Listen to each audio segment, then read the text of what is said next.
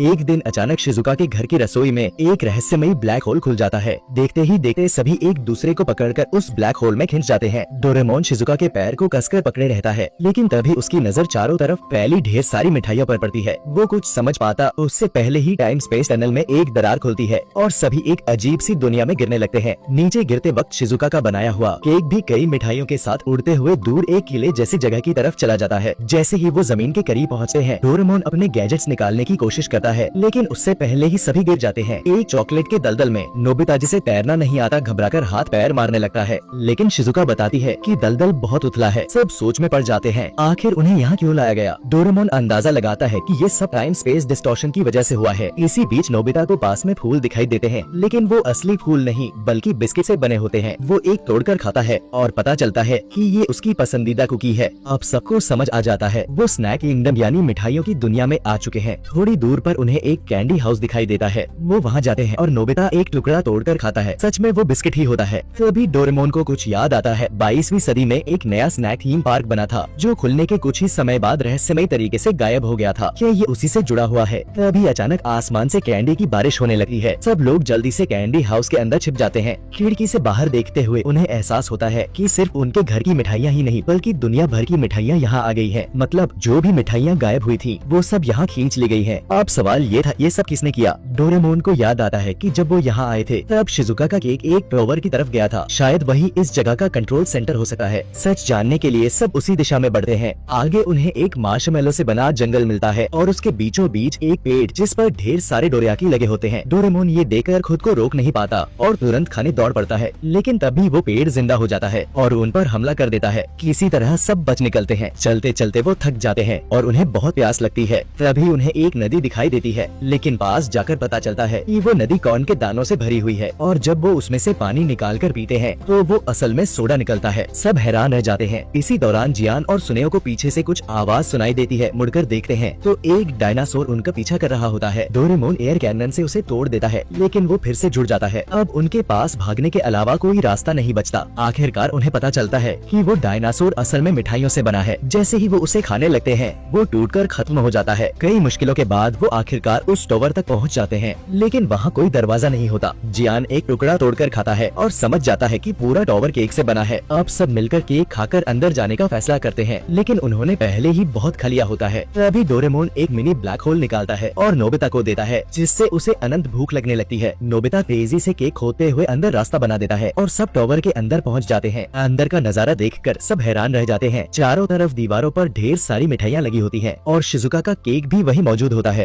तभी ऊपर से एक मोटा आदमी नीचे गिरता है। वही इस सब के पीछे होता है। वो बताता है कि उसने ये सब इसलिए किया ताकि दुनिया की सारी मिठाइयों पर कब्जा कर सके। ये सुनकर नोबिता गुस्से में आ जाता है और शिजुका के केक को बचाने के लिए उसकी मशीन ही खा जाता है। अब वो आदमी जमीन पर गिर जाता है और दर्द से तड़पने लगता है। जब वो मुंह खोलता है तो सब देखते हैं कि उसके दांतों में बहुत सारे कीड़े लगे हैं। डोरेमोन अपने गैजेट से उसके दांत ठीक कर देता है। असल में वो आदमी खुद मिठाई खा नहीं सकता था और दूसरों को खाते देखकर जलता था। इसी जलन में उसने ये सब किया। तभी टाइम पुलिस आ जाती है और उसे गिरफ्तार कर लेती है। आखिर में उस स्नैक थीम पार्क को वापस 22वीं सदी में ले जाया जाता है ताकि उसे फिर से खोला जा सके।